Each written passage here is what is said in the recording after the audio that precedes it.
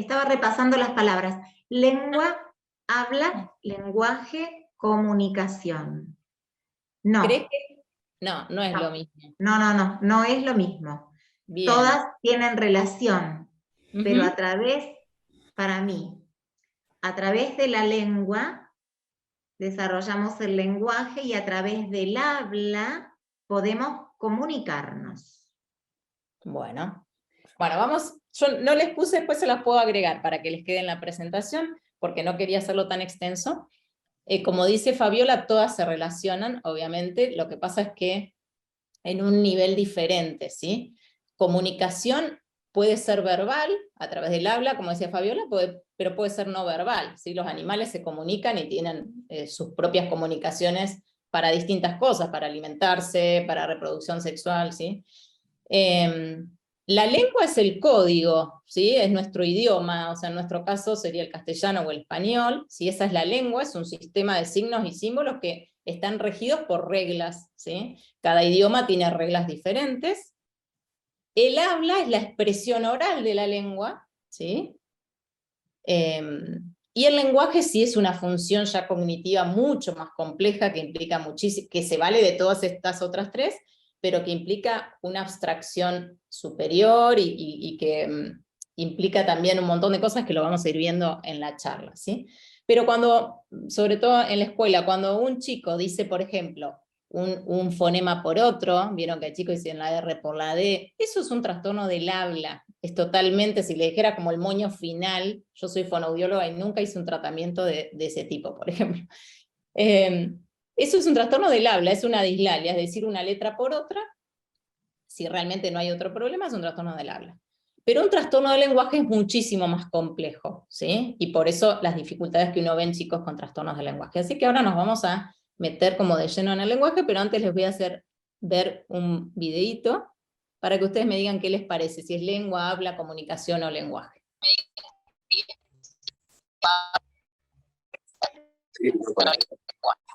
Yes. Did you understand though?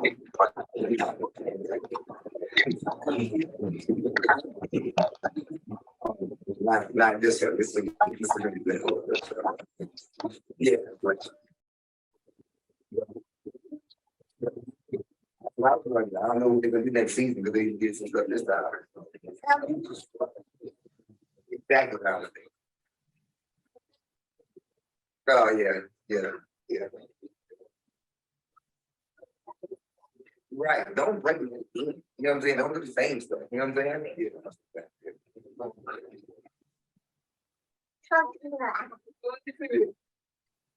Like go somewhere else with that. Don't break here. You know what I'm saying? Yeah.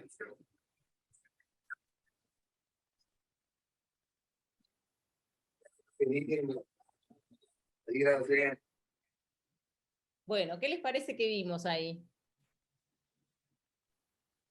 Comunicación. Sí, Comunicación. Seguramente que vimos comunicación. Y uno puede predecir en ese bebé que seguramente va a tener un nivel de vocabulario excelente, que va a ser muy fluente, que va a ser muy comunicativo. Fíjense las prosodias que usaba el bebé y lo fantástico de su papá. O sea que ese es un rol muy... ese de modelado del lenguaje del adulto, es fundamental, que él todo el tiempo el padre le da una significación a lo que él dice, aunque lo que él dice no es nada, ¿no? Porque el chico todavía no tiene habla, o sea, su habla no está formada por palabras del código lingüístico, ¿no? Entonces hay comunicación y obviamente que el padre sí tiene su habla y el padre que tiene un nivel de lenguaje hace todo este modelado tan rico, ¿no? Bueno, lo que vamos a ver ahora, no sé si imprimieron ese esquema vacío, vamos a empezar a trabajar sobre ese esquema.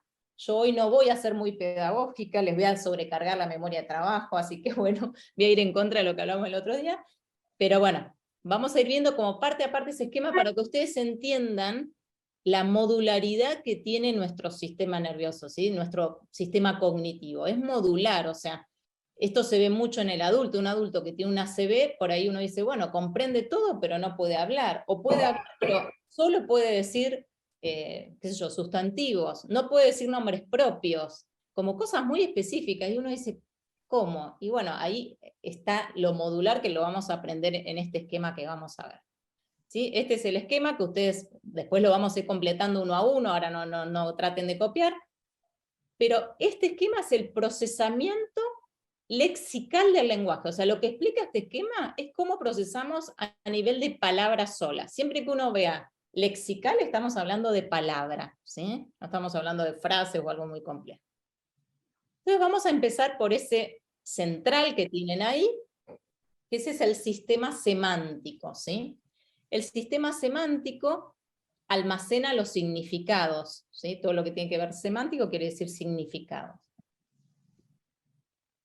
Es único, es central y es amodal. ¿Qué quiere decir eso? Que si yo les digo a ustedes la palabra perro, y si saben inglés y les digo dog, les representa lo mismo, por eso es único, ¿sí? O si yo les digo una onomatopeya, les digo wow wow, o les digo perro, o les muestro una foto de un perro, o sea, entro por distintos canales sensoriales, el significado que va a evocar es el mismo, ¿sí? Por eso es central y amodal, no depende de la modalidad, ¿sí? Siempre me va a evocar el mismo concepto si es que lo tengo, ¿no? Ese concepto guardado.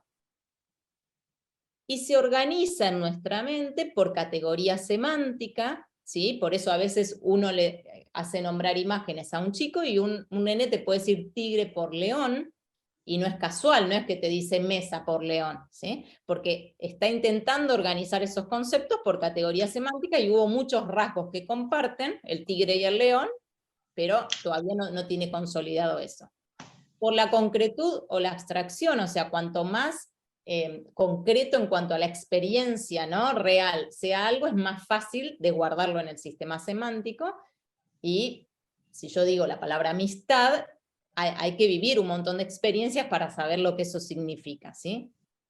Y por la familiaridad, por ahí un chico, qué sé yo, que vive en el campo y que ve carpinchos, o que vive, no sé, por ahí es súper familiar para él el carpincho y para otro no, ¿sí? Entonces depende también la experiencia personal de cómo se organiza ese sistema semántico.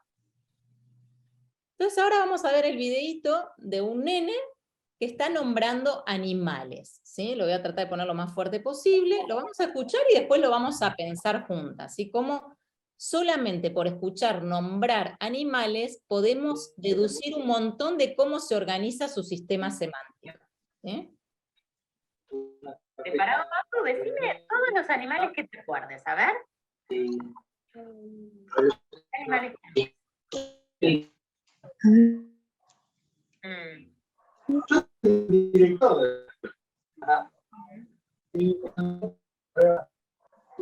Hay alguien que tiene micrófono abierto, les pido que lo... Ya no vamos a poder escuchar.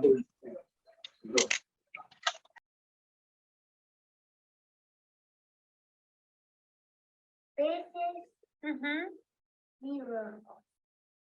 ¿Libros? Osos. Ah, Osos son animales. sí. ¿Qué más son animales? Canguro. Sí, ya me dijiste. El tigre.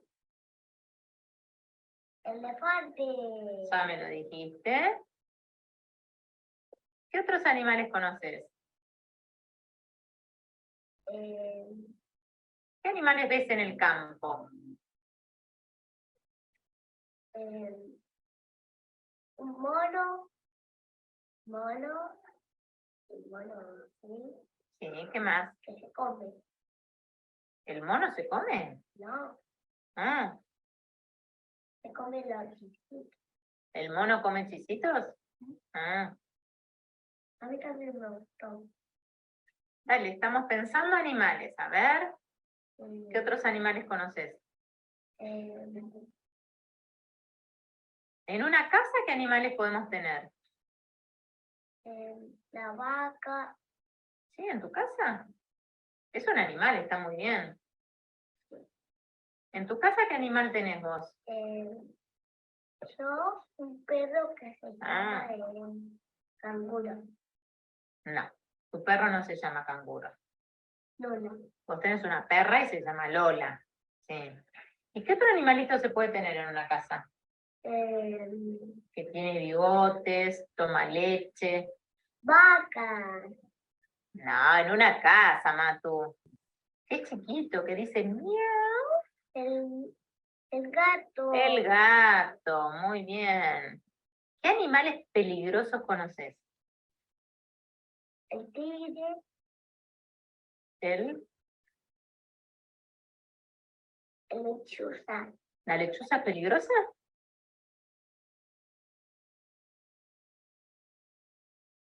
Una que es larga y se arrastra y anda así. ¿La? Qué fea, tiene una lengüita larga que saca así. ¿La? Serpiente.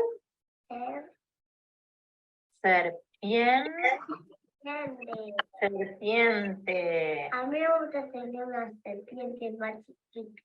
Bueno, vamos a cortar ahí porque ahí ya tenemos como mucho ejemplo. Entonces ahí, solamente nombrando una categoría que se le da como pista, podemos ver varias cosas, ¿sí? Que Matu repite muchas veces la misma palabra, entonces el acceso a esa búsqueda no tiene un buen monitoreo, ¿sí? Que cuando yo le doy rasgos, o sea, vieron que yo le digo, bueno, pensá en uno que esté en el campo y tira el mono, entonces eso da idea de que su conceptualización no está del todo bien organizada. Después él empieza también a, bueno, el mono come chisitos, a mí también me gustan los chisitos, y vieron que yo lo hago como volver, ¿sí? Eso tiene que ver con lo pragmático, o sea, yo seguir la línea, o sea, la pragmática en el lenguaje es el uso del lenguaje en el contexto real y yo poder acotarme a ese uso, ¿sí? Entonces él ahí le costaba acotarse a lo que teníamos que hacer. Y después, que lo vamos a ir viendo, a veces uno no tiene la palabra guardada, entonces, por ejemplo, en la serpiente yo le dije se arrastra, le hice el gesto de la serpiente, le dije la serpiente, o sea, tuve que dar mucha información para que él pueda acceder a esa palabra, ¿sí? Entonces, solamente con una prueba de denominación o decir animales o cualquier otra categoría, uno puede darse idea o jugar con pistas, ¿sí? Rasgos semánticos, se puede dar idea de cómo tiene organizado ese sistema semántico un chico, ¿sí? Entonces, ¿qué actividades apuntan al sistema semántico? Todo lo que trabajemos que tenga que ver con vocabulario, sea vocabulario previo o nuevo que vayamos a trabajar, hacer juegos del diccionario, por ejemplo, que uno diga definiciones y adivinar la palabra, o al revés, vos le decís, bueno, vos sos como un diccionario, yo te digo una palabra y vos tenés que definirla de tal manera que el otro entienda qué es eso, ¿sí? Jugar con adivinanzas, encadenado de palabras desde lo semántico, por ejemplo. Yo le puedo decir a un nene en el jardín, o en primaria, o lo que sea, yo le puedo decir, a ver, vos decís una palabra, ahora el de al lado, vos decís la palabra una palabra que se relacione con la que dijo él. Y así vamos haciendo una cadena, y a ellos les encanta porque al final, a lo mejor lo que dijo el último nene no tiene nada que ver con la primera palabra, porque fue lo que le evocó cada uno esa relación, y se va haciendo una cadena semántica, ¿sí? Jugar con sinónimos, con antónimos, con todo lo que es categorización, o sea, clasificación. El cuarto excluido se llama cuando yo doy 4 opciones y hay una que puedo sacar. Eso lo podemos hacer a nivel gráfico también, poner 4 imágenes, que yo puedo poner una manzana, un huevo, una naranja y una banana. Bueno, todas son para comer, pero ¿cuál sacarías y por qué? ¿Sí? Aparear palabras o frases, asociación por diferentes variables, o sea, yo puedo jugar con objetos concretos o con imágenes o con palabras o con frases, depende del nivel escolar que estoy, pero yo puedo decir, bueno, a ver, dame o encerrá el que sirve para comer, ¿sí? O el que es de metal, o el que tiene trompa, esos son los rasgos esenciales en los semánticos, ¿sí? Si yo quiero jugar a pistas esenciales, por ejemplo, que le escondo en una cajita algo a un alumno, tiene que pasar al frente con la caja y darle pistas a sus compañeros para que adivinen lo que tiene escondido ahí. Entonces, esas pistas que uno quiere dar para que el otro adivine tienen que ser de rasgos esenciales, ¿sí? Entonces, es como ir entrenándolos a ir evocando esos rasgos esenciales. Y también el que está escuchando va descartando en su mente esa clasificación. Si a mí mi compañero me dice, acá tengo guardado un animalito que vive en el agua, cuando me dijo animalito se me viene toda la rama de animales. Cuando me dice en el agua descarto un montón. Cuando me dice peligroso ya me quedan menos, ¿sí? Entonces, el trabajar con ese tipo de rasgos ayuda a consolidar conceptos, ¿sí? Desde los más concretos a más abstractos. Y todo lo que tiene que ver con inferencias también tiene que ver con el sistema semántico, ¿sí? Bueno, entonces, después de ese círculo central, que es el sistema semántico, vieron que tienen 4 rectángulos alrededor, ¿sí? Estos 4 rectángulos son los léxicos. De entrada, ¿sí? Todo lo que tenemos en el esquema este, si trazáramos una línea acá en la mitad, todo lo que tenemos para arriba es de entrada, y lo que tenemos para abajo es de salida, ¿sí? Entonces acá tenemos el léxico de entrada auditivo, porque todo lo que es izquierda del gráfico va a ser auditivo, y todo lo que es derecha de este modelo va a ser visual, ¿sí? Entonces, estos 4 rectángulos que ven acá son los léxicos de entrada auditivo-visual y de salida del habla o de salida grafémico, que quiere decir cuando escribo, ¿sí? Estos léxicos, ¿sí? Sí son de modalidad específica. ¿Se acuerdan que dijimos el sistema semántico? No, no es de modalidad específica. Esto sí, es distinto el auditivo que el visual, ¿sí? Y se organizan por categoría gramatical, o sea, por el tipo de palabras, si es sustantivo, si es verbo, si es adjetivo, ¿sí? Por la frecuencia léxica, si una palabra que yo la escucho o la vi escrita más veces, o la dije más veces o la escribí más veces, voy a enriquecer más estos léxicos, y tienen que ver también con la morfología, ¿no? Con el género, el número, ¿sí? Bueno, entonces,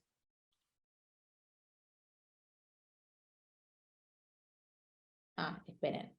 Y también tienen que ver con el almacén de las formas auditiva, visual, fonológica y ortográfica de las palabras conocidas, que ahora lo vamos a ver mejor, ¿sí? Entonces ahí yo les puse como el significado es, cada uno de estos léxicos sería, el de entrada auditivo, son todas las palabras que yo tengo guardada, que conozco y que escuché al menos entre 6 o 7 veces en un contexto que logré entender, ¿sí? Eso ya lo guardo en mi sistema de entrada auditivo. Lo mismo, palabras que leí, ¿sí? El léxico de salida del habla activa la forma hablada de una palabra conocida, y el de salida grafémica activa la forma ortográfica de esa escritura, ¿sí? Sepan que nosotros tenemos, si yo les digo a ustedes que escriban, qué sé yo, mesa, ustedes no van a estar pensando en la M, que convierto con el grafema M, ya tienen ese engrama motor guardado de la palabra mesa como una totalidad, ¿sí? Ese es el léxico de salida grafémico. Entonces vamos a ver acá el léxico de entrada auditivo. Acá yo estoy haciendo con Macarena una prueba que se llama de decisión léxica. Entonces ella va a escuchar palabras que existen, palabras que no existen, y me tiene que decir si es una palabra o no. Entonces ahí es una manera de ver si ella tiene guardado en su léxico de entrada auditivo las palabras, ¿sí? Entonces vamos a escuchar la Maca.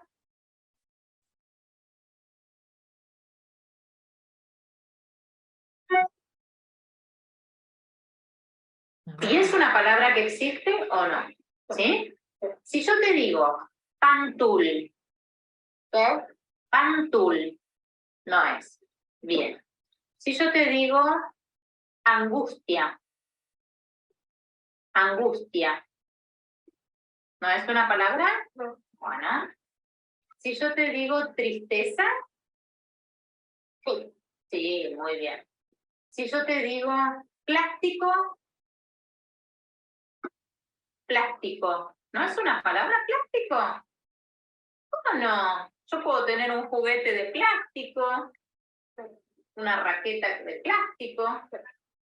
¿Para vos no es palabra plástico? ¿No? ¿Nunca la escuchaste? Bueno, si yo te digo responsable, sí, muy bien. Si yo te digo tránsito, Muy bien. Si yo te digo cejas, muy bien. Si yo te digo cuaderno, profesor, profesor, La conozco. muy bien. Subsuelo, no es palabra.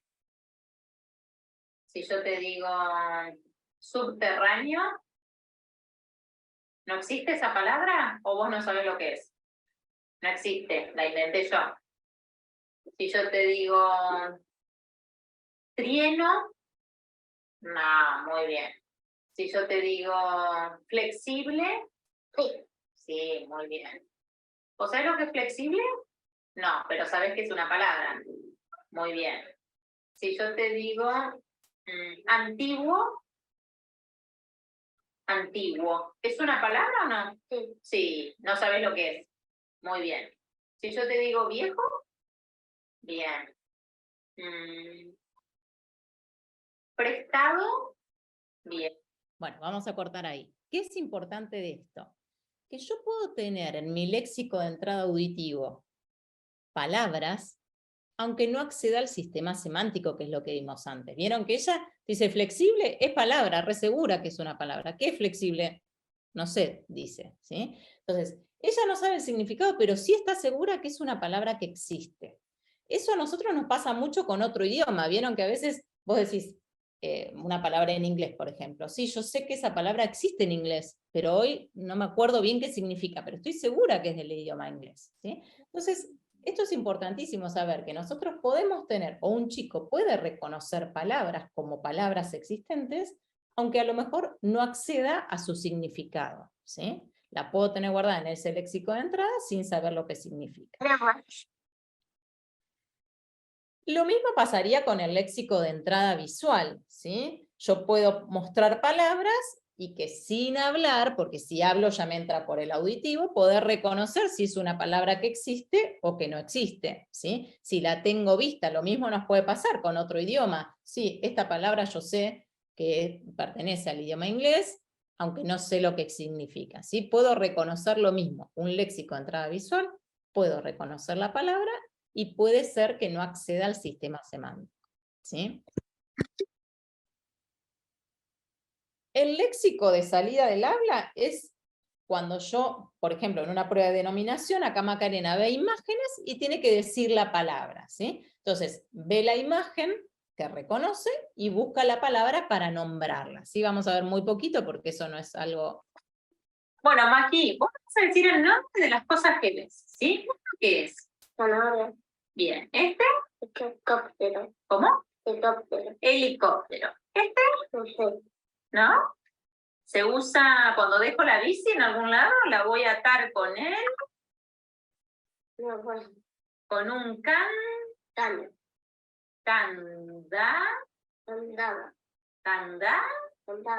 candado, muy bien. ¿Esto qué es? Copa. Una copa. A ver acá qué hay. Teléfono. Esta, Tijera. No sé. una estrella, muy bien. Bueno, estoy diciendo también.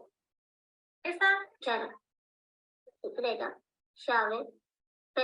Pez. muy Telita bien. pescado. ¿Esto? Silla. ¿Es una silla? ¿Es Sillón. Bien. Una cama. Maleta. Una flor. ¿Cómo no sé? Lo usa mamá para cocinar. Para calentar. Bueno, tiene dos partes. Si hace una torta, mamá dice, voy a meter la torta en él. Esta parte, ¿cómo es? El Bien. Y acá voy a poner la pava a calentar. Tengo que prenderla. Tengo que prender la hornalla. Bueno, entonces ahí lo que vemos es un poco el acceso a la palabra. ¿Y por qué yo ayudo? Porque no es lo mismo que yo ayude y venga la palabra a que yo ayude y no venga, ¿sí? A mí me da idea de si esa palabra está guardada y el problema fue acceder a traer ese léxico de salida de habla o realmente no la tiene archivada como palabra, ¿sí?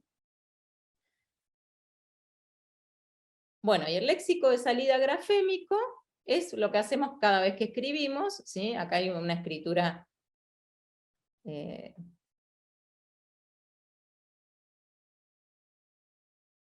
que le dije que escriba, es un adulto con una lesión cerebral, y le dije que escriba Todos los utensilios de cocina que se te ocurran, ¿verdad? utensilio de cocina. Entonces yo ahí apelo a su sistema semántico que busque una categoría y que escriba, ¿sí? Entonces ahí lo que estoy haciendo es que el paciente vaya de su sistema semántico, porque la pista fue semántico, a buscar su léxico de salida grafémico, que como ven está perfecto porque escribe con fluidez y sin ninguna dificultad, ¿sí? Esto que yo les digo es como el patrón motor de esa palabra que uno conoce. No sé, pasando así. Bueno, entonces, eso que vemos como tan modular ahí en el esquema, ¿sí? También se ve si uno hace una resonancia funcional, donde se ve qué áreas se activan mientras hacemos algo. Fíjense que es bien diferente, ¿sí? Esto es cuando yo escucho palabras, cuanto más rojo hay más oxígeno, quiere decir que se activan más zonas, ¿sí? No importa qué zona es, pero vean que es bien acá más central, que es temporal. Esto es cuando yo estoy leyendo palabras, entonces se me activa, como es una entrada visual, se activa más occipital. Esto es cuando las estoy diciendo, si yo ahora que le estoy hablando a ustedes, estoy activando acá frontal. Y esto es cuando pienso en palabras, y no estoy ni hablando ni escribiendo, ¿sí? Entonces fíjense que eso modular que está tratado de explicar en un esquema cognitivo, pasa desde la neurofisiología también, obviamente. Bueno, después ven arriba del esquema, ¿sí? Que hay, vieron que dice en el esquema palabra oída y palabra escrita, ¿no? Entonces, abajo de eso, yo cuando escucho una palabra, está el análisis auditivo. ¿Qué quiere decir? Que yo analizo e identifico esos fonemas en esa secuencia que estoy escuchando, ¿sí? Y lo mismo con lo visual, yo veo una palabra escrita y tengo que hacer una identificación de la secuencia de grafemas que hay escritos, sea una palabra o no sea una palabra, ¿sí? Entonces eso es lo que va arriba del esquema. Después abajo, ahora por ahí me vuelvo al esquema para que no se confundan, hay memorias que mantienen activa una secuencia de fonemas, ¿sí? Si yo, por ejemplo, les digo a ustedes una palabra y la tienen que repetir, y la palabra es larguísima, ¿sí? Tienen que guardarla en un retén, se llama fonémico, en una memoria de corto plazo, que la sostiene hasta que la puedo repetir, ¿sí? Lo mismo grafémico, si yo estoy copiando algo del pizarrón, miro la palabra, y si no puedo tener ese retén grafémico, es el típico chico que va y viene, va y viene, va y viene, y seguramente que esa copia no va a ser buena si necesita con cada grafema ir haciendo la copia, ¿no? Entonces, estos retenes me permiten sostener esa información, tanto auditiva como visual, ¿sí? Para ser más efectivo y fluente al leer o al escribir o al repetir, ¿sí? Y después hay una vía o una ruta perilexical o no léxica. ¿Qué quiere decir esto? Que yo no necesito pasar por los léxicos estos que vimos de entrada y de salida, ¿sí? Yo les puedo decir a ustedes una palabra que no existe, ustedes la pueden repetir, y les puedo dictar una palabra que no existe, ustedes la pueden escribir. Entonces lo que hacen es convertir, ¿sí? Si yo les dicto, que es el caso que vamos a ver acá. Escribí Torquel. Torquel es una no palabra, ¿sí? Sin embargo se puede escribir. No accedo a mi sistema semántico porque no es palabra, Minsan. pero convirtiendo esos fonemas en grafemas, lo puedo escribir. Y eso, por eso se llama ruta perilexical, porque no son palabras que existan, ¿sí? Perfecto. Abajo escribí preco.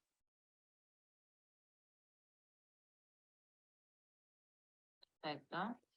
¿Y qué permite esta ruta perilexical? Adquirir nuevo léxico, y cuando un chico está aprendiendo a escribir nuevas palabras, al principio, cuando un nene aprende a leer y escribir, siempre usa vías indirectas de conversión, ¿sí?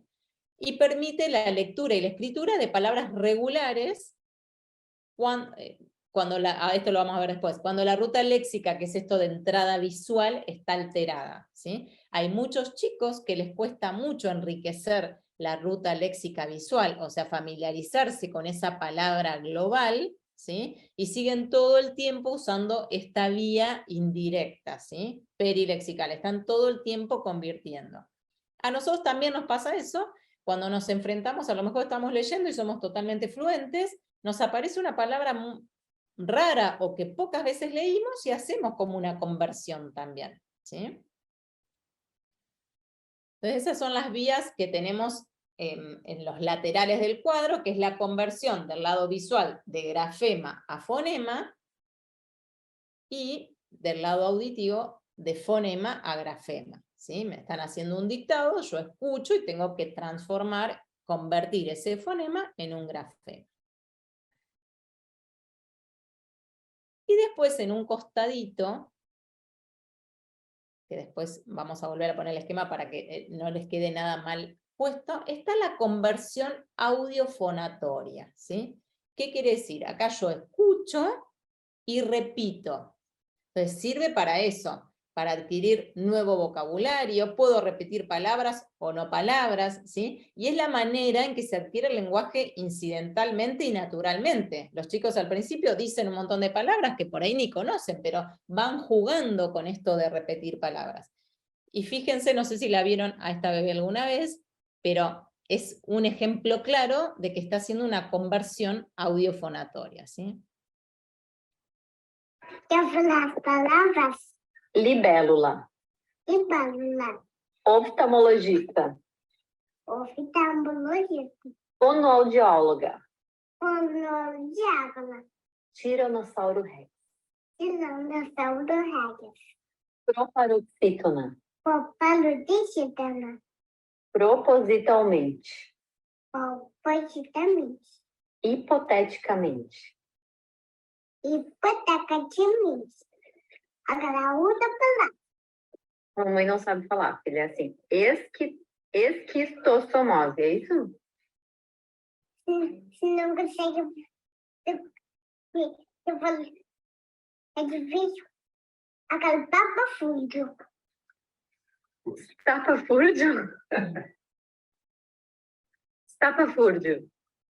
Tapafúrdio. Eu falo as palavras. Bueno, fíjense que todas las palabras eran difíciles incluso semánticamente y ella las podía repetir. Ella está haciendo una conversión audiofonatoria, es admirable realmente. Y acá lo que vemos también es esto que les decía de los retenes, ¿sí?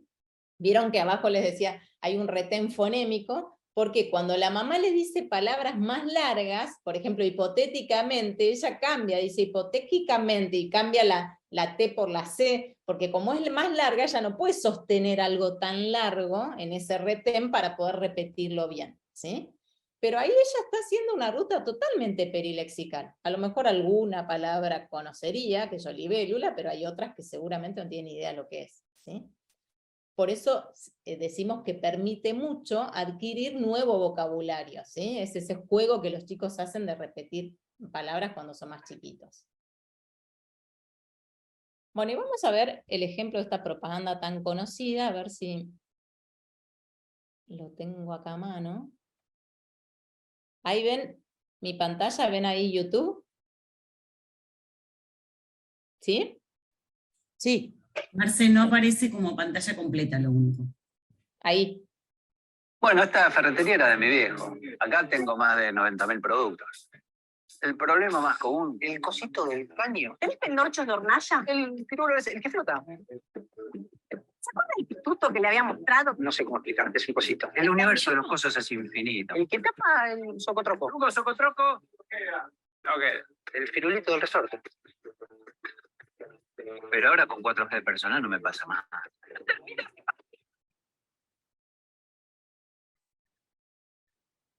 Ese flotante de carga, quédese tranquila, tengo, se lo mando. Ahora con la velocidad 4G de personal vas a poder compartir. Bueno, Fíjense ahí, ¿qué les Marce, parece? perdón, se escuchó bien el audio, pero la imagen era congelada, entonces a lo Ah, no la quiero vieron. que le mostraba algo, pero esa parte no la vimos. Ah, espera, no, vamos a verlo, a ver si lo tengo acá. Porque verla es fundamental. Espera, total es muy cortita. Ahí sí se ve.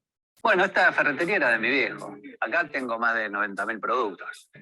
El problema más común, el cosito del caño. ¿Tenés pendorchos de hornalla? El pirulo es el que flota. ¿Se acuerdan del pituto que le habíamos dado? No sé cómo explicarte, es un cosito. El universo de los cosos es infinito. El que tapa el socotroco. Lugo, socotroco. Ok. El firulito del resorte. Pero ahora con 4G de personal no me pasa más.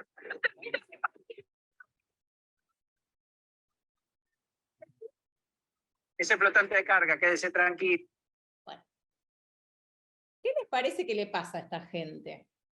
¿Tienen algún problema en el sistema semántico? ¿Que era el de los significados?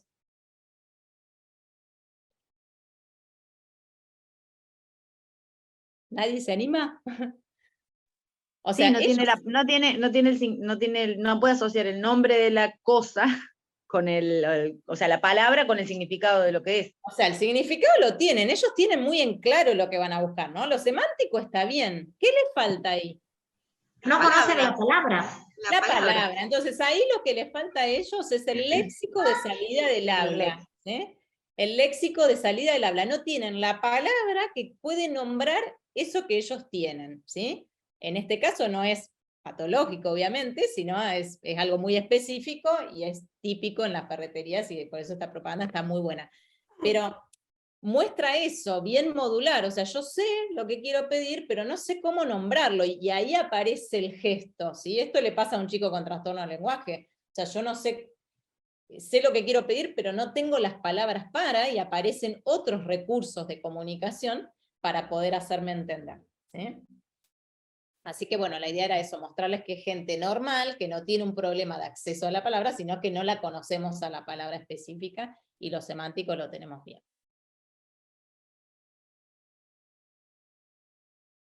Bueno.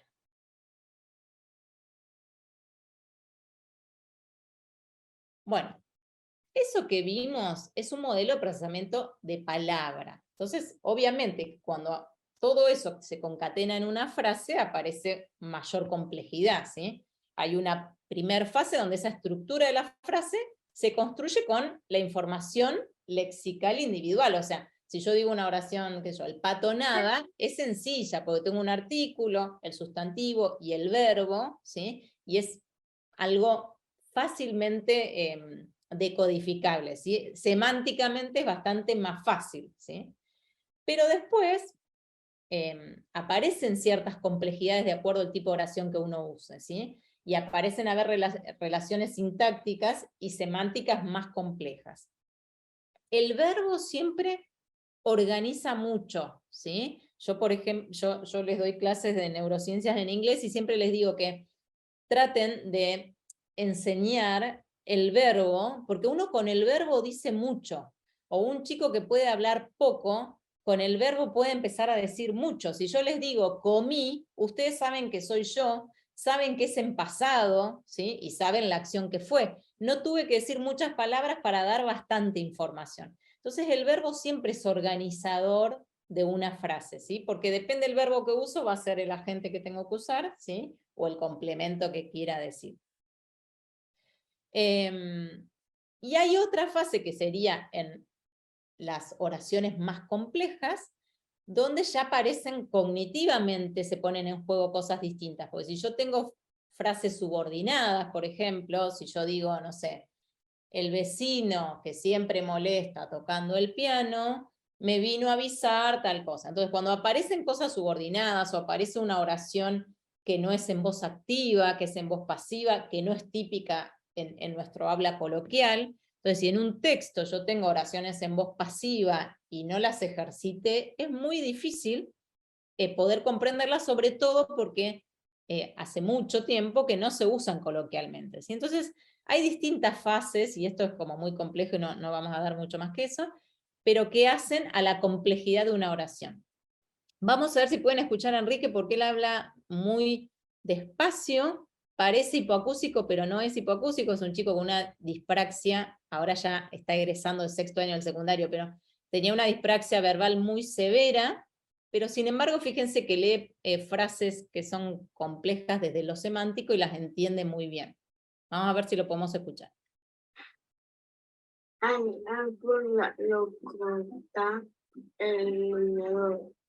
El leñador le corta con hacha. Ahí leyó, al árbol lo corta el leñador, ¿sí? Es una oración bastante indirecta, ¿sí? Porque yo digo, al árbol lo corta, ¿sí? El leñador, y él dice después el leñador lo corta con el hacha, o sea, él ahí hace una inferencia en realidad porque hacha no estaba en la oración, ¿sí? Pero son oraciones como complejas en cuanto a la sintaxis. Corta el árbol con un hacha, muy bien. A ver el otro que dice. El bebé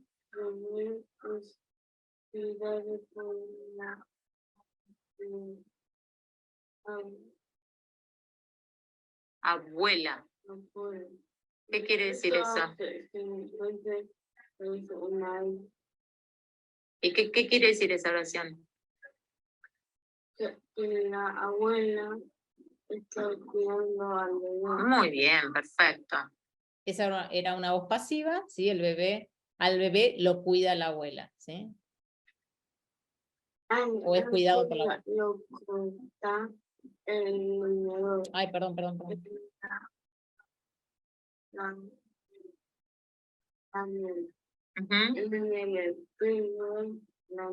Muy bien.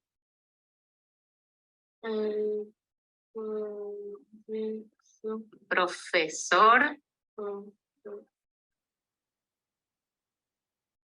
Fuerte, dale. Profesor retó al alumno. El profesor le retó al alumno. ¿Y por qué pudo haber sido que lo retó? Estaba jugando con mensajes. Ah, bueno, puede ser, seguro. Bueno. Y después otra cosa que es importantísimo en el procesamiento de frases o en la comprensión de una frase es la prosodia o de cualquier mensaje, ¿no? La prosodia sirve de señal para yo entender la intención del otro, el significado que le quiere dar.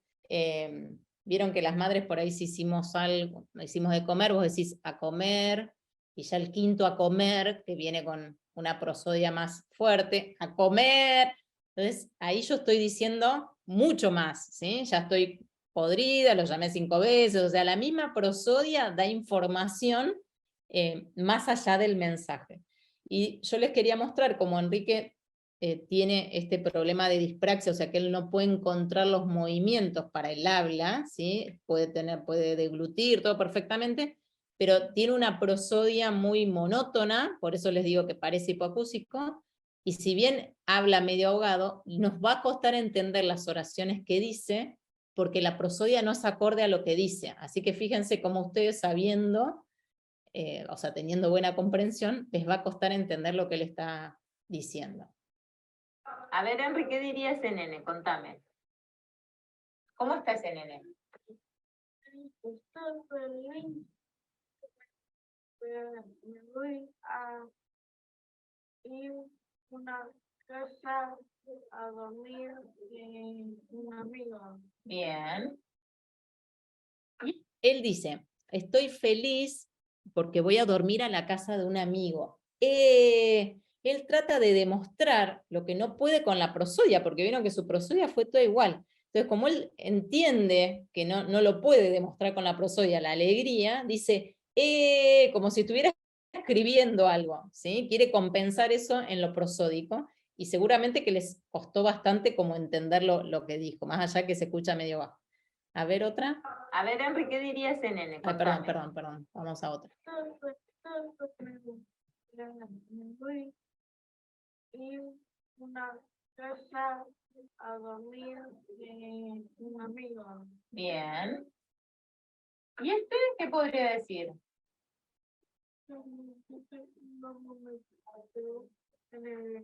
Bien, ahora me gustó más.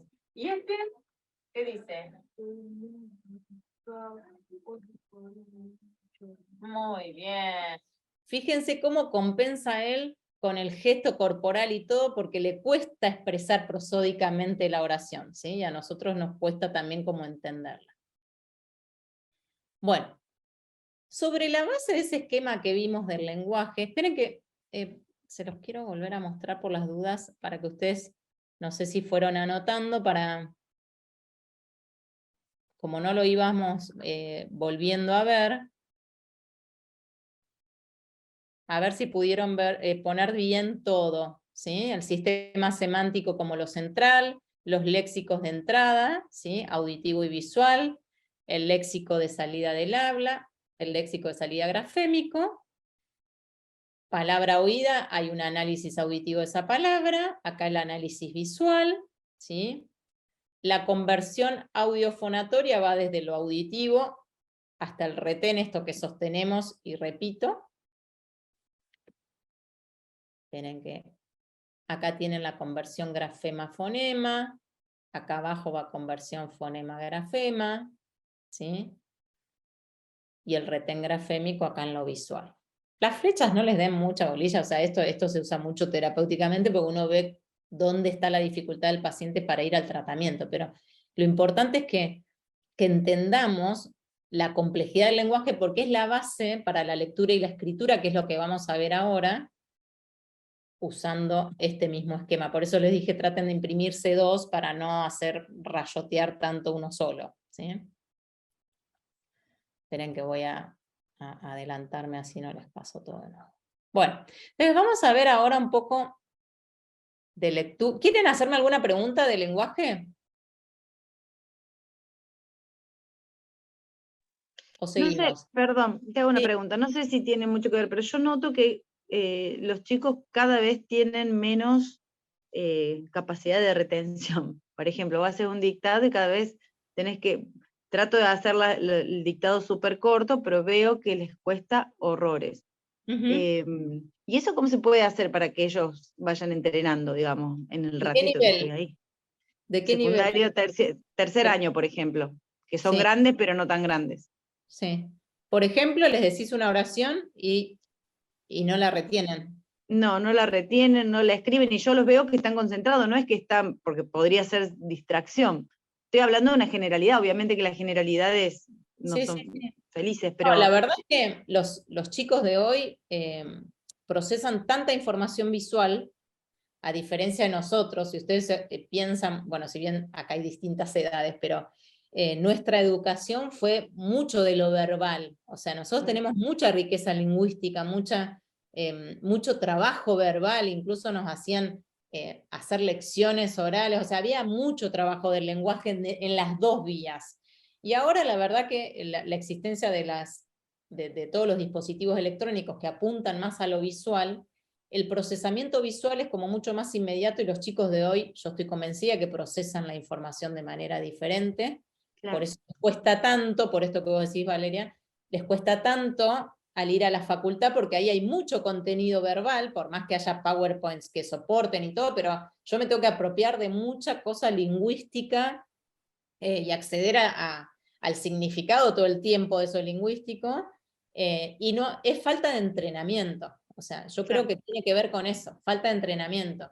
Y como cada vez más en las escuelas está el soporte visual acompañado, cuando está el oral puro, como vos decís, yo les doy un dictado y ahí es como la nada misma. Por eso está bueno en realidad seguir ejercitando las vías en forma independiente. Porque eso enriquece cuando está todo unido. Cuando uno va a dar un tema nuevo, como decíamos el otro día, obviamente doy soporte visual, doy ejemplos, uso material concreto, doy lo auditivo, pero después está bueno, si yo quiero enriquecer un poco más desde el lenguaje, despegarme un poco de lo visual para ejercitar también todo esto que vimos de auditivo, que tiene un montón de vías distintas, ¿sí? De repetición, de conversión, ¿sí? Creo que falta de entrenamiento porque cada vez más lo social te expone a resoluciones rápidas y de información visual sobre todo. Claro, muchas gracias. Bueno. Entonces vamos a ir viendo que tiene mucho que ver y vamos a seguir sobre la base del mismo esquema, los procesos de lectura y de escritura, ¿sí? Entonces, vamos a los procesos muy básicos implicados en la lectura, ¿sí? Hay microprocesos, o sea, esto básico que tengo que identificar y reconocer las palabras, ¿sí? El buen lector va usando dos rutas, que ahora lo vamos a ver un poco. Nosotros usamos más como adultos la ruta visual directa, o sea, ese léxico de entrada visual que habíamos visto, donde están todas las palabras que para mí son familiares haber visto por lectura. Y también, ante palabras que son más difíciles, usamos la ruta fonológica o indirecta. O si estamos muy cansados, si estamos leyendo por ahí, uy, ¿qué leí? Vuelvo y como que leo convirtiendo. Ahora, los chicos de los primeros grados usan predominantemente, y eso es normal, la ruta fonológica indirecta. O sea, la señorita le enseña que ese grafema, por ejemplo, grafema M, no nombrarlo con el nombre, sino con el sonido, ¿sí? Para trabajar todo lo que es conciencia fonológica, como decíamos el otro día. Entonces, el chico va, si lee, por ejemplo, dice mi papá, vieron que leen lento, cortó el pan. Terminan de leer y vos le decís, ¿y qué leíste? Y te dicen, ay, no me acuerdo, no sé lo que leí. Eso en una primera etapa de lectura es normal. ¿Por qué? Por lo que hablábamos el otro día de la memoria de trabajo. La memoria de trabajo procesa y manipula. Como el chico está en pleno procesamiento, está traduciendo, ¿sí?, de un grafema a un fonema, algo que recién está aprendiendo, eso le desgasta tanta energía cognitiva que termina de leer la frase y te dice, ay, no sé bien lo que leí. Es normal, porque está aprendiendo, ¿sí? Está de a poco siendo un poquito más fluente. En la medida que se va enriqueciendo un poquito la ruta directa, o esta conversión se hace más fluente, aparece un poquito mejor la comprensión, ¿sí? Pero hay chicos que no enriquecen tan rápidamente esta ruta directa visual, ese léxico de entrada visual. Y perduran en segundo grado, en tercer grado, y son más lentos y entienden poco porque están todavía con muchísimo esfuerzo de conversión, ¿sí? Por eso su memoria de trabajo está todavía muy cargada desde esa conversión, y eso ya lo vamos a ver cuando veamos un poco de dificultad en la lectura. Bueno, y esto del automatismo que les acabo de decir. Y también hay macroprocesos en la lectura, ¿sí?, que me permiten deducir el significado global de un texto, ¿sí? Yo puedo ir leyendo, pero de eso micro que voy reconociendo, voy entendiendo cuál es el significado global, ¿sí? Y es necesario, obviamente, para yo poder comprender lo que leo, el desarrollo del proceso semántico. Ay, esperen que no las quiero correr.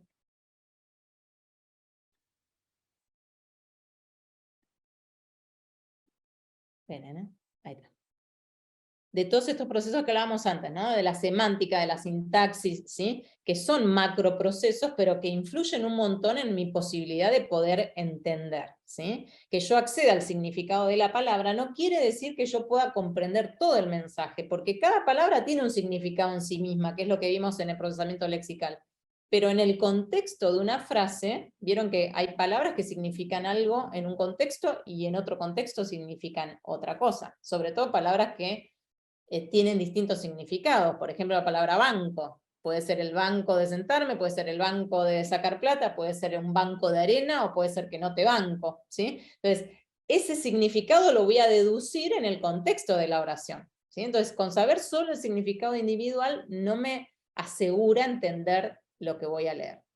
Y en la escritura lo mismo, tenemos microprocesos, que son motores, esto que dice ahí actualización del alógrafo, o sea que vieron que hay distintos tipos de letra, lo mismo que en la lectura, o sea, cuando uno dice realmente está consolidada la lectoescritura, es cuando uno puede leer independientemente que sea mayúscula, minúscula, que sea distintas tipografías, vieron que en el Word puedo elegir distintas tipografías, la M sigue siendo M, aunque esté más redondeada, aunque esté, ¿sí?, más angulada. La activación del patrón motor, que es esto que yo les decía a ustedes hoy, que hay como un engrama motor para cada palabra, que es este léxico de salido grafémico, y es la realización de un acto motor, que es una praxia, ¿sí? Y acá sí es una praxia como función cognitiva. ¿Se acuerdan que en la otra vez yo les dije que todas las funciones cognitivas eran el lenguaje, la memoria, todo lo que vimos, y también las noxias, que tienen que ver con lo perceptual, y las praxias, ¿sí? ¿Cuándo decimos que una praxia es una función cognitiva? Cuando yo voy a hacer un movimiento secuenciado con una intención y en forma voluntaria, ¿sí? Una praxia vegetativa como tragar, por ejemplo, no es cognitiva, ¿sí? Es totalmente refleja, ¿sí? Pero el acto de escribir es una praxia, o sea, depende también de la función cognitiva de las praxias. Procesos básicos como escrituras de palabras en vía directa o indirecta, lo mismo que decíamos con la lectura, y procesos más complejos donde yo tengo que, si voy a hacer una oración, tengo que ya hacer una concatenación de morfología, aparece la sintaxis que va a dar sentido a eso que yo quiero hacer. Si tengo que redactar un texto es mucho más complejo porque yo tengo que tener una idea principal, ir haciendo una cohesión y una coherencia de esas cosas que yo quiero ir expresando. Obviamente que acá la memoria a largo plazo la necesitamos porque es la información que yo tengo en mi cabeza y que quiero expresar. La memoria de trabajo, ni hablar, tanto en la comprensión lectora como en la escritura, como hablábamos el otro día. Y planificación y monitoreo. O sea, si yo tengo que redactar un texto, tengo que planificar, bueno, voy a hablar de este tema. Primero quiero decir esto, después voy a decir esto, voy a subordinar significados también. Tengo que ir monitoreando lo que ya puse para no ser reiterativo, ¿sí? O sea que acá aparece mucho en las funciones ejecutivas también, en la lectura y en la escritura, ¿sí? Entonces ahora vamos a ir viendo, con ese modelo que vimos hoy, ¿qué pasa? Y vamos a entender un poco a nuestros alumnos por qué escriben distinto, si escriben solos, que si yo le dicto, que si copia el pizarrón, ¿sí? Entonces vamos a ir viendo un poco esas rutas, ¿sí?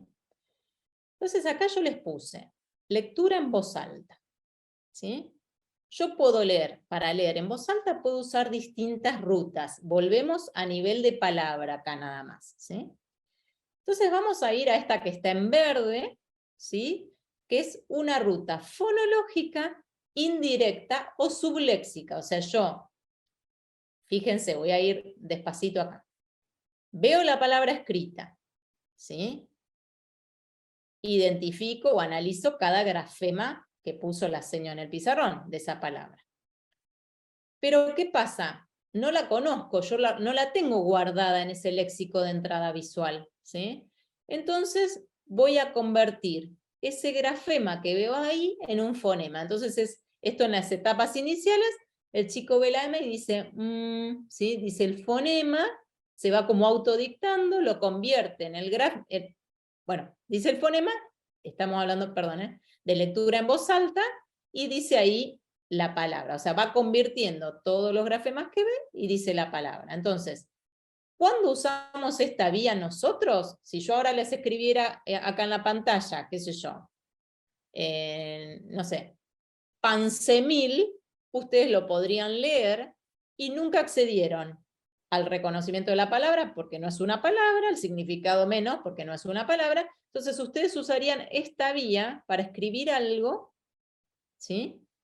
Que no es palabra, ¿sí? Pero un chico que recién está aprendiendo a leer y escribir, que todavía no tiene guardadas las palabras en su léxico de entrada visual, hace lo mismo, convierte, ¿sí? Convierte esos grafemas en fonemas, y es el ejemplo que yo hoy les decía de mi, papá, cortó, ¿sí? Leen lento porque están convirtiendo, ¿sí?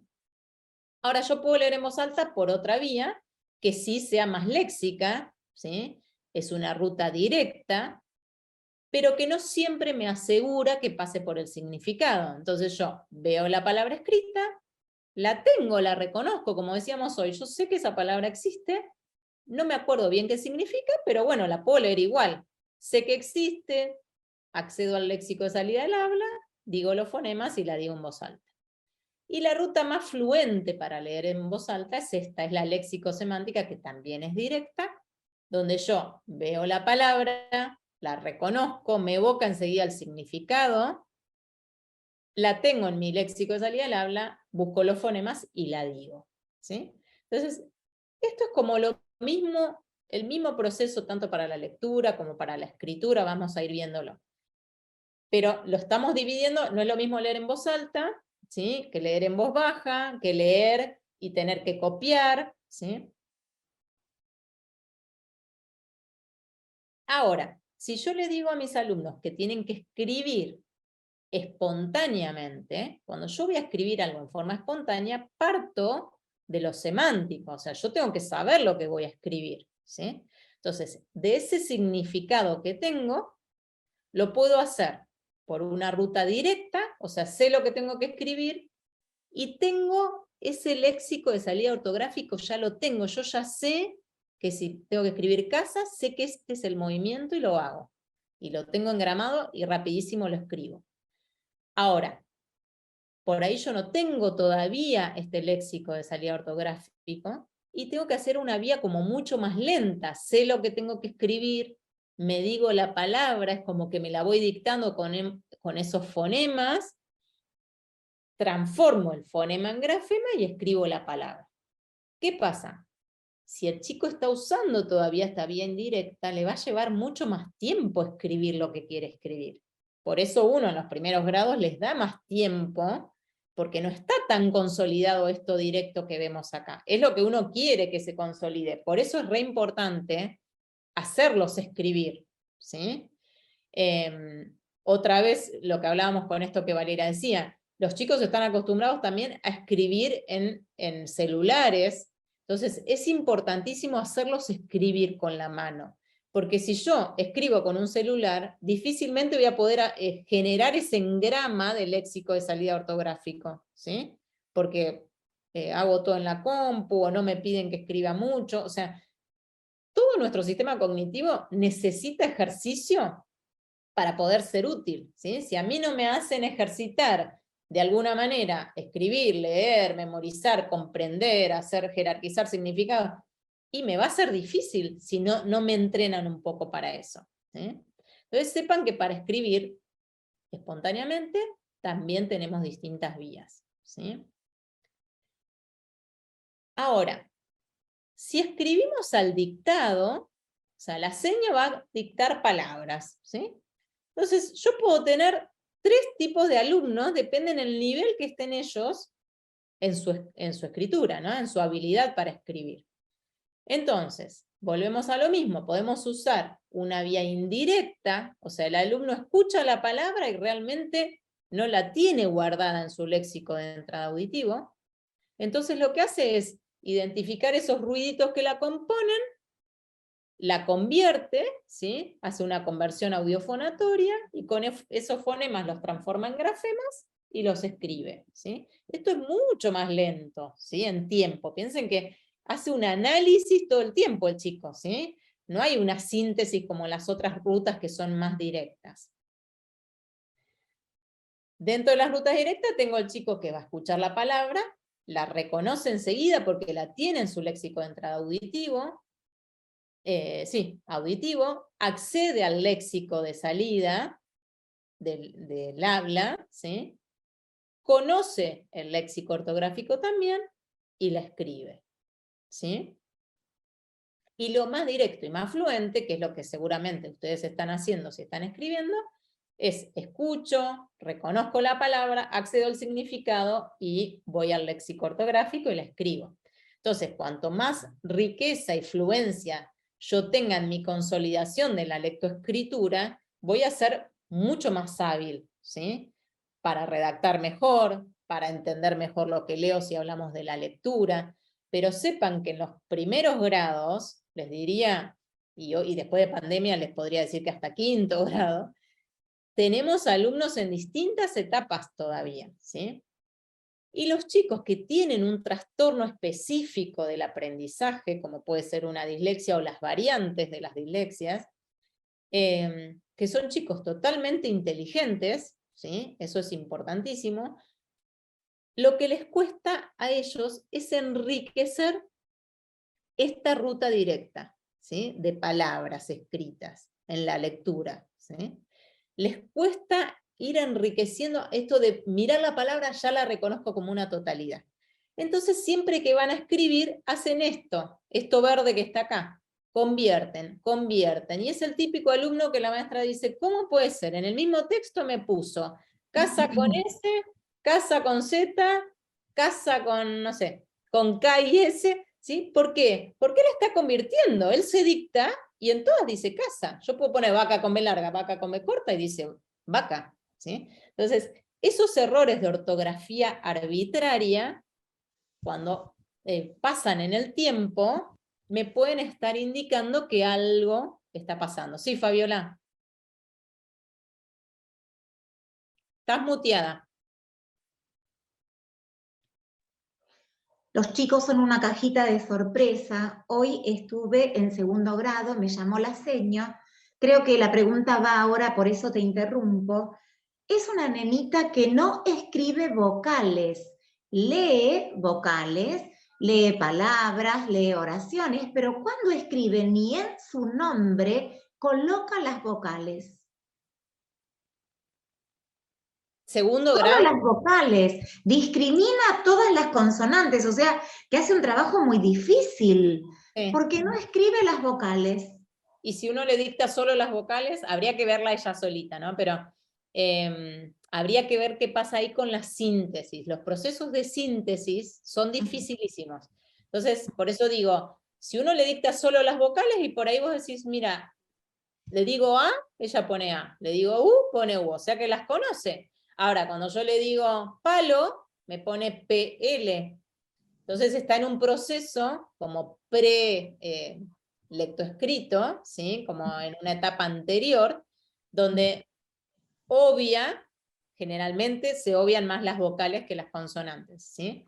Entonces ahí hay que hacerlo presente a la vocal, con algo que ahora vamos a ver como estrategias, con algo más concreto, ¿sí? Usar cambios de colores entre consonante y vocal está bueno, hacer gestos es buenísimo, nosotros lo hacemos mucho terapéuticamente, pero es buenísimo que un docente en los primeros grados, y acompañar a cada fonema con un gesto, les puedo asegurar que les acelera a todos los chicos la adquisición de la lectoescritura. Si yo a los chicos les digo la m, esta es la m, esta es la l, entonces ven la forma de la letra, ven la lengua, le estoy dando otra aferencia que no sea solo la auditiva. Que a veces, y sobre todo en los chicos con problemas de lenguaje, el procesamiento auditivo está alterado, ¿sí? Y el procesamiento auditivo central, digamos, tiene una maduración hasta los 5 años en la normalidad, ¿sí? Por eso es súper importante dar como otros apoyos, porque el proceso de la lectura y la escritura implica de un análisis y de una síntesis muy compleja. Por eso yo le decía, jueguen en jardín con conciencia fonológica. Pongamos dibujos, hagamos esto de a, o, hasta puedo jugar en el jardín aunque yo no quiera que escriban, ¿sí? Pero puedo hacer a, o. ¿Qué animalito es? Búsquenlo en el pizarrón, ¿sí? Yo ahí lo estoy entrenando a que pueda discriminar ese fonema y que pueda hacer la síntesis para entender que eso juntito era sapo. Y jugar al revés, a ver, ahora yo les digo un animal, cosas fáciles, obviamente no puedo decir elefante, pero les digo un animal y ustedes me dicen los ruiditos, ¿sí? Entonces, que yo, perro, bueno, ¿cómo sería? Bueno, o, y puedo jugar con gestos, puedo jugar caminando, corriendo, o sea, con los nenes de jardín, uno puede asociar un montón de cosas, pero si uno trabaja esa conciencia fonológica, les puedo asegurar que tenemos como ganado la mitad de la adquisición de la lectoescritura. ¿Se acuerdan que el otro día yo les dije también que otro predictor del buen lector es la denominación rápida? Y fíjense que en este esquema que tenemos acá, ¿ven acá en el medio? Que dice objeto visual, o sea, yo le puedo mostrar un objeto o una imagen en el pizarrón, el chico lo analiza, reconoce el objeto, accede al significado y lo nombra, ¿sí? Esto es lo que hace en una denominación rápida, ¿sí? Fíjense que comparte muchísimo con el leer, o sea, no es casual que esto sea un predictor de un buen lector, porque estoy usando también el acceso a esa palabra, el acceso al significado, ¿sí? Y si se lo hago decir, el acceso al léxico de salida de habla, y si se lo hago escribir, el léxico de salida ortográfico, ¿sí? O grafémico, que es lo mismo, ¿sí? Entonces, estos predictores, igual que la conciencia fonológica, ¿qué estoy trabajando? Todo el análisis auditivo que tengo que hacer antes de consolidar una palabra en mi léxico de entrada, ¿sí? O si juego con grafemas, o sea, en jardín puedo jugar también con los grafemas, con los nombres de ellos, ay, ¿cómo empieza tu nombre? Igual que el de fulanito, ¿sí? O esto de cambiemos las letras a ver cómo suena. O sea, todo ese juego previo da mucho más consolidación. Esta nena está en una etapa como prealfabética, entonces habría como que darle presencia a esas vocales de alguna manera, ¿sí? Cuando uno modela desde el lenguaje, lo mismo para escribir, hay que lentificar un poco el habla y marcar el acento. Por ejemplo, en esta nena, si yo le dicto palabras y fuese palo, ¿sí? Pa, fíjate que dije p, a, y le sirve a ella y a los demás. Palo. Y después contrastar con lo que ella pone. Ponerle que ella ponga la P, la A y la L. ¿Sí? Bien. Entonces, a ver, vamos a leer lo que vos pusiste. Vamos a leerlo juntas. A ver, vos pusiste la P. Pa, L, y me quedé ahí. Pal. Fíjate, yo te dije palo. Y exagerar esto de la boca, hacer la O, que incluso la O tiene la misma forma, para que ella vaya descubriendo que todo eso que yo oigo tiene que tener una representación. Pero a lo mejor tenga dificultades de procesamiento auditivo que son esperables también dentro de un desarrollo normal, y necesita como otra referencia que no sea puramente auditiva. Bueno. Ok, muchas gracias. No, de nada. Bueno, distinto es que si yo escribo a la copia, después vamos a ver ejemplos y van a ver la diferencia de lo que es la escritura espontánea a la copia, ¿sí? Entonces, la seño escribe en el pizarrón y yo tengo que copiar. Lo mismo, yo puedo leer la palabra, reconocerla, voy al significado y tenía el léxico de salida y lo hago rapidísimo, y efectivamente copio toda la tarea. Si vieron estos chicos que la madre dice copió la mitad de la tarea y tengo que llamar a otra mamá porque no tengo nada de lo que hay que hacer. Otra vía es la que no pasa, que también es directa, pero no pasa por el sistema semántico, ¿sí? El chico ve la palabra, la reconoce, sabe que es una palabra que él la tiene vista, tiene su salida ortográfica y la escribe, o el chico que ve la palabra y no la reconoce como globalidad.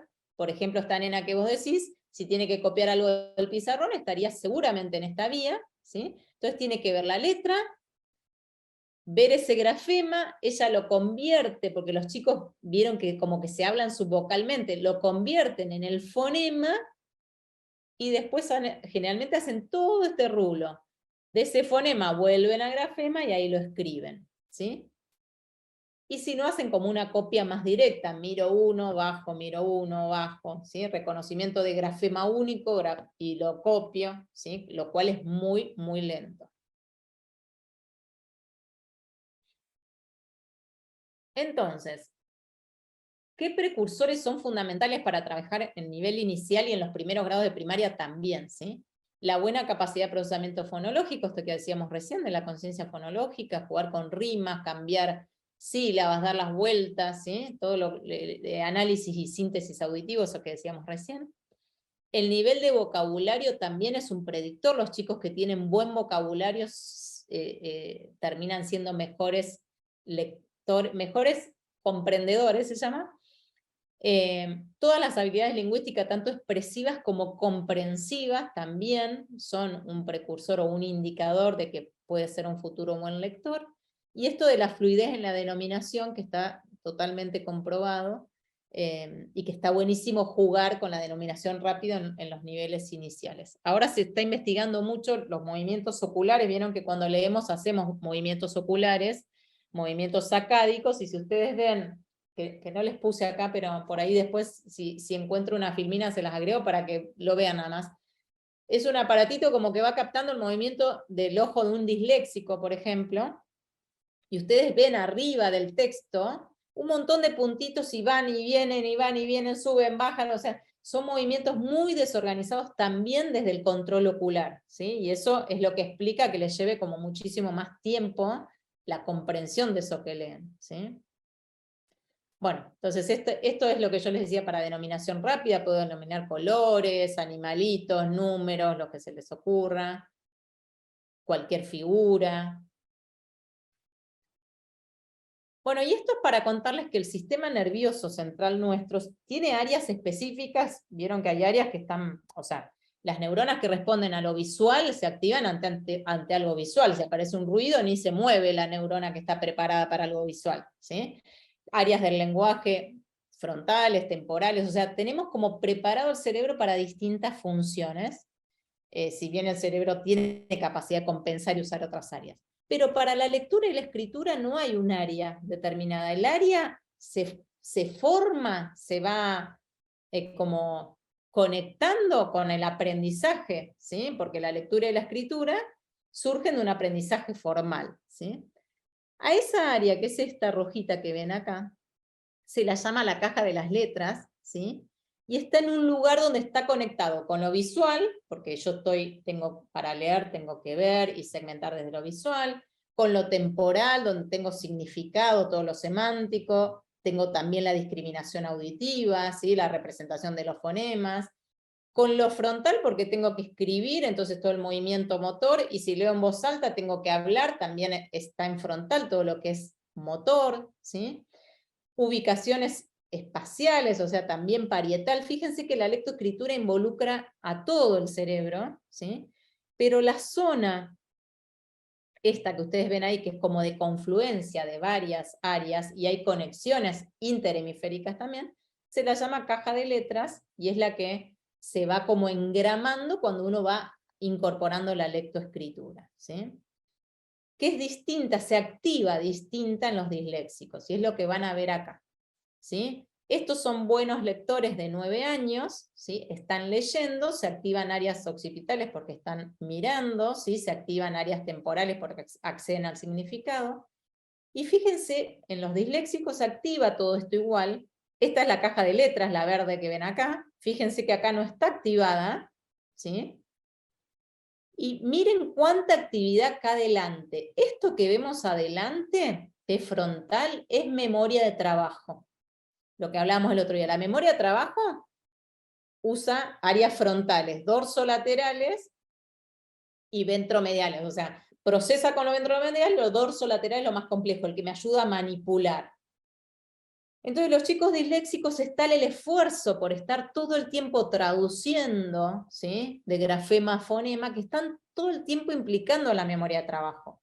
Y esto es lo que explica que les cueste más tiempo por ahí entender un texto, ¿sí? O en la escritura igual aparece esto, ¿sí? Esta resonancia es leyendo, pero en la escritura lo mismo, hay mucha activación frontal porque tengo que todo el tiempo estar usando la memoria de trabajo con demasiada carga cognitiva, ¿sí? Pero en esta confluencia que decíamos, no aparece esa representación que sí aparece acá, ¿sí? Del lado izquierdo porque es el lateralizado para todo lo que es lingüístico. Entonces, un poco sobre dislexia, sepan que tiene una base genética, o sea, está ya un gen, es un trastorno específico del aprendizaje, que persiste en el tiempo, ¿sí? Por más de 6 meses y a pesar de que haya intervenciones, porque pensemos, después de pandemia hay un montón de chicos que no leen ni escriben y no son disléxicos, o sea, no pudieron apropiarse de la lectoescritura, pero no porque tengan un problema específico, y si uno lo sienta y lo empieza a alfabetizar, el chico se alfabetiza rápido, entonces la verdad es que fue no sé si lo deben ver ustedes en las escuelas mucho más que nosotros en el consultorio, pero la verdad es que hay muchísimas dificultades de lectoescritura en chicos de tercero, de cuarto, o sea que pasaron en pandemia su proceso de alfabetización. El nivel de inteligencia está dentro de la media esperable para la edad. Hay que descartar, obviamente, causas sensoriales, neurológicas, emocionales, socioculturales. O sea, si tengo un entorno empobrecido, no quiere decir que sea disléxico, ¿sí? Sino que no tuve la oportunidad para aprender a leer y escribir como corresponde. Es más común en los varones que en las nenas, en una relación de 3 a 1. tiene una prevalencia de 10% en la población, lo cual no es poco, ¿sí? Y se caracteriza sobre todo por lectura imprecisa o lenta con mucho esfuerzo, y acá está esto que veían ustedes recién de activación de memoria de trabajo, ¿sí? Hay dificultad para comprender el significado de lo que lee, aunque yo les diría que a veces vos escuchás leer en voz alta a un disléxico severo, por ejemplo, y después le preguntas, ¿y qué pasó en el texto? ¿Y quién era el personaje? Y por ahí te das cuenta de un montón de cosas, con muy buena comprensión. Y vos decís, ¿cómo puede ser que después de haber estado haciendo tanteos fonológicos todo el tiempo? O sea, yo me acuerdo ahora, tengo en la mente una nena que cuando la evalué tardó 8 minutos en leer 6 renglones. Cuando en esa evaluación vos después le preguntás, haces preguntas de comprensión donde hay inferencias también. ¿Quién fue más astuto? O sea, ella contestó perfecto a todas las preguntas de comprensión. Y uno dice, ¿cómo puede ser? Si estuvo todo el tiempo tanteando y tanteando y tanteando. Entonces, esa también es una característica bastante típica, ¿sí? Que hay mucho esfuerzo en el procesamiento cuando el chico es un poquito más grande y va compensando, pero con buen acceso semántico, por esto de que son chicos cognitivamente muy buenos, ¿sí? Entonces compensan desde otros lados. Hay mucha dificultad ortográfica, esto que decíamos hoy es típico de ortografía arbitraria, que escriban S, Z o C indiscriminadamente, B larga, B corta indiscriminadamente, ¿sí? Por suerte nuestro idioma es bastante transparente, entonces colabora, pero si fuese un idioma más no tan transparente como el inglés, ¿sí? Es mucho más difícil para los chicos que nacen en países con idiomas que no son transparentes aprender a leer y escribir, y por eso el inglés se enseña con tanto deletreo. Vieron que en inglés hay muchas canciones así de spelling, porque si no, no es como nosotros que convertimos ese grafema en fonema, un fonema en grafema, ¿sí? Bueno, dificultades en la expresión escrita, y para dominar el sentido numérico también. La mayoría de los disléxicos tienen dificultades en el cálculo, ¿sí? O en la organización de los cálculos. La dislexia se relaciona mucho, esto que decíamos, con la discalculia, con otros trastornos de desarrollo de coordinación motora, con déficit de atención o con trastornos del lenguaje. Pero sepamos que, para yo decir que estoy hablando de dislexia, es un trastorno específico del aprendizaje de la lectura, ¿sí? Y no es lo mismo que un trastorno específico del lenguaje tenga dificultades de lectoescritura, ¿sí? Su trastorno primario es lingüístico y por eso tiene dificultades para leer y escribir. Entonces el diagnóstico es otro. Pero sí sepan que todos estas dificultades en el desarrollo están muy relacionadas por eso, porque estamos en pleno desarrollo, entonces una van afectando a las otras, ¿sí? Ok. Marcel, perdón, pero para avisarte como el tiempo, así... Sí, ya estamos terminando. Sí, sí. Estos son los distintos tipos de dislexia que hay, de acuerdo a la ruta que se afecte, que se los voy a dejar en la presentación, pero lo dejamos porque no es que ustedes van a diagnosticar. Y les quería mostrar esto de ejemplos, ¿sí? Fíjense, esto es una escritura espontánea de la palabra dinosaurio, ¿sí? Acá seguro que quiso poner dinosaurio Rex, seguro. Y este es el mismo paciente al dictado, ¿sí? Fíjense la diferencia entre lo espontáneo y el dictado. ¿Por qué? Por lo que vimos hoy. Yo en lo espontáneo voy al significado y tengo que yo solo buscar qué letra forman esa palabra, convertirla. En cambio, en el dictado yo tengo un modelado auditivo que lo está haciendo la docente o el terapeuta o lo que sea, ¿sí? Entonces eso organiza mucho. Y esto que yo te decía, Fabiola, si yo ese dictado encima le doy un apoyo visual que da una pista a ese grafema, le estoy dando más información para que no haya tanto error, ¿sí? Acá lo mismo, le digo que escriba espontáneamente sobre el león, ¿sí? Quiso poner que es salvaje, que es el rey de la selva, ¿sí? Y que come carne. Fíjense que la I no es Y, es I latina, salvaje es B larga y acá una J al revés, ¿sí? Y este es el mismo paciente en dictado, ¿sí? La casa de Juan queda lejos del centro. Centro está con S, es esperable, ¿sí? El verano me gusta, en verano era, y acá puso él, en verano me gusta ir a la pileta, tengo un cachorro que creció mucho. esta es mejor, la redacción espontánea, la verdad que es muy buena, lo único que vemos son errores de ortografía arbitraria, como decíamos hoy, pero hay coherencia, hay cohesión semántica, hay buena estructura morfosintáctica. Y acá hay muchísimas dificultades, pero esto no es un trastorno específico del aprendizaje de la lectoescritura, sino que es una dificultad de lectoescrita en una nena que tiene una epilepsia refractaria que le afecta a casi todas sus funciones cognitivas, sobre todo la memoria de trabajo. Entonces, obviamente que ella es esperable que tenga estas dificultades y que si vamos al cálculo las tenga también, ¿sí? Porque la lectoescritura necesita de todas las funciones cognitivas porque es muy, muy compleja, ¿sí?, de adquirir. Bueno, signos de alerta: cuando el chico no disfruta ir al colegio, se angustia o es reticente, es una de las cosas primeras que aparece. Cuando hay un desfasaje en su desempeño oral y escrito, a veces el docente dice, pero es la mejor alumna, o sea, nunca pude haber dudado que tenga una dislexia porque es la mejor alumna.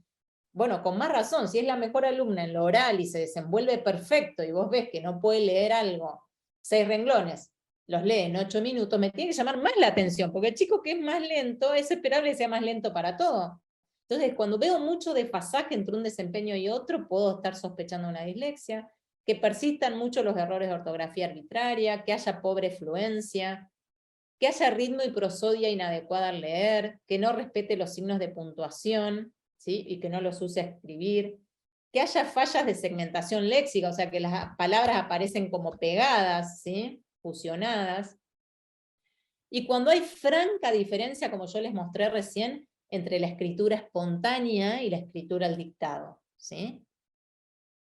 No en primer grado, estamos hablando cuando uno ya es esperable que el chico esté más consolidado. Bueno, y acá les pongo como estrategias, en primer ciclo, el modelado de la lectura y de la escritura, ¿sí? Si yo escribo, quiero que ellos escriban, que la docente escriba en el pizarrón. Estos son las neuronas espejo que hablábamos la otra vez. Si yo hago un dictado y me quedo así, antes de hacer un dictado, tengo que haber escrito muchas veces con mis alumnos. O sea, vamos a escribir la fecha, bueno, hoy, y que ellos me vean escribir, porque estoy como modelando ese léxico de salida grafémico que ellos tienen que incorporar. Les activo esas neuronas espejos en áreas frontales que son las que tienen que usar para escribir, ¿sí? Igual que leer junto con ellos, ¿sí? Lectura de frases y textos con dibujos alternados, ¿sí?, donde puedo decir en un día de sol, entonces van accediendo a palabras más rápido y no depende solo de la lectura. El dictado, uso de material concreto donde, en esta nena, por ejemplo, Fabiola, donde ella vea que cada cubo representa un fonema distinto, entonces yo no me puedo olvidar de un cubo porque digo algo distinto, ¿no? Esto, usar material concreto también para la estructura de frase, conciencia fonológica, ruta léxica, ¿qué es esto? Por ejemplo, pongo zapato, bueno, a ver, encerrar rápido cuál es la palabra que está bien escrita, o sea, acostumbrarlos a reconocerla como una globalidad la palabra, y escuchar a la familia, porque las familias siempre cuentan esto, que yo vamos a un restaurante y no quiere leer el menú, o siempre que se expone algo de lectura no lo quiere hacer, y es bastante significativo. En segundo ciclo, dar una agenda con fechas de entregas y exámenes, o sea, anticiparle un poco al chico que le cuesta un poco más, entregarle el material de lectura previo a ser trabajado en clase, así él tiene tiempo en su casa de poder leerlo